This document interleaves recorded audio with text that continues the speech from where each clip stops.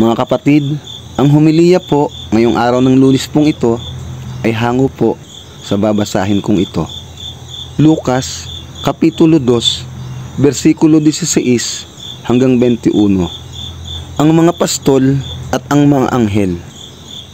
Nagmamadali silang pumaroon at natagpuan nila sina Maria at Jose at ang sanggol na nakahiga sa sabsaban.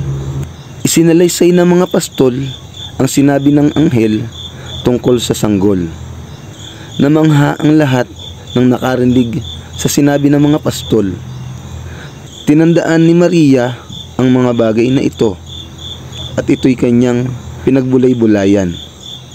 Umalis ang mga pastol na nagpupuri sa Diyos at nagpapahayag ng kanyang kadakilaan dahil sa lahat ng narinig nila at nakita, ayon sa sinabi sa kanila ng anghel. Pinangalanan si Jesus.